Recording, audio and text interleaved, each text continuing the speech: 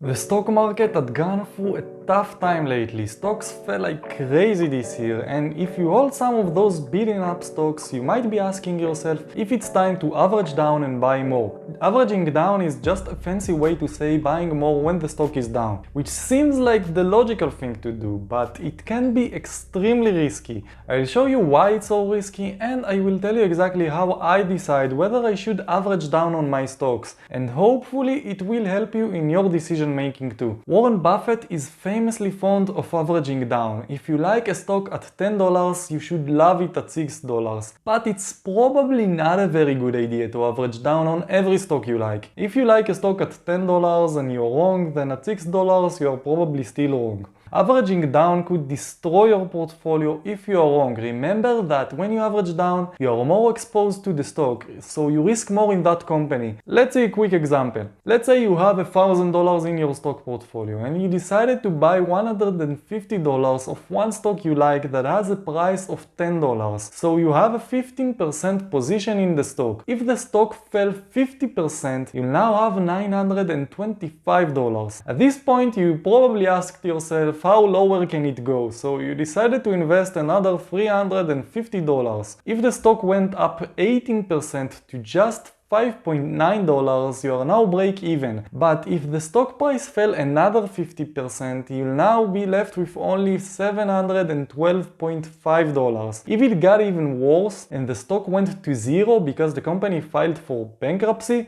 you'll only have the $500 you left untouched. So you just turned a 15% position to a 50% loss. You can see now that it can be a good idea and make you a lot of money, but it's also extremely risky and should be used very cautiously. And it really wasn't always the good choice to make with many companies in the past that went bankrupt even though the stock price seemed compelling. Averaging down losers can destroy your portfolio, so there are a few things that I ask myself before averaging down on a stock. The first thing that I ask myself is if it's a leveraged company. Remember that it's very hard for a company to go bankrupt without debt. They can still take debt from the time you bought the stock and then go bankrupt, but in most cases that's unlikely. At least in the short term. If the company has high debt, I'm much less likely to average down on it because there is a high risk that it will go bankrupt in challenging times and I will lose all of my investment. The second thing that I ask myself is if the company could be overpriced. Last year, there were many companies that experienced crazy optimism in the stock market and got to extremely high valuations. And even after falling 50, 60, 70% or even more, they are still overvalued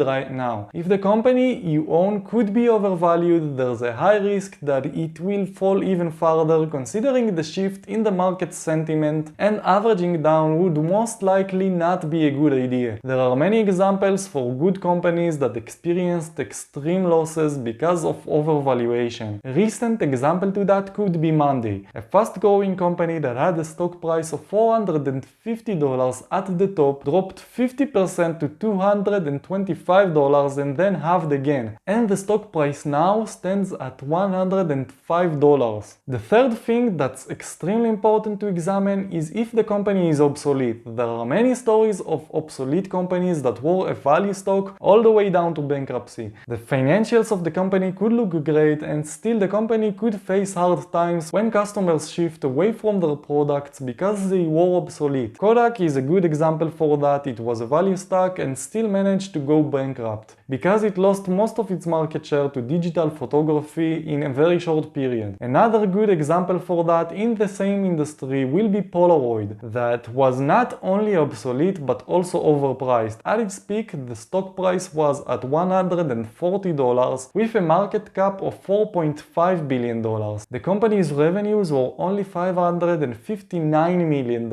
and that implies a high price to sales ratio of around 8, and the stock price fell from $140 to $90. Investors thought it was a bargain and bought more, but then it fell to $50 and then $14 and eventually it went bankrupt. So you can see that averaging down on this stock was a really bad idea. The fourth thing that I'm looking at is that the company has a proven business model. If the company is at its early stages and it didn't prove itself yet, there's a higher chance that you were wrong in your thesis for the company and things could go wrong with the company's performance. Peter Lynch, one of the best investors of all time, had one of his worst investments in a restaurant named Blinders that he really liked. They were going public to raise money for expansion, but all the new restaurants they opened had failed miserably, and eventually they went bankrupt even though their food was great. Peter Lynch's mistake with this company was that the business model was not proven at the time when he bought the stock, and he didn't know how well they could expand. The fifth thing that I'm looking at is the business model. I'm asking myself things like if the business is stable, if it's very dependent on market fluctuations, and if it's hard to run this business, for example. Warren Buffett was very good at determining that when his Irish bank's investment fell. He did not average down and then it went to essentially zero. But he did buy Coca-Cola when it got hit hard in 1987 stock market crash. Coca-Cola has a much safer business model and he was right buying it back then.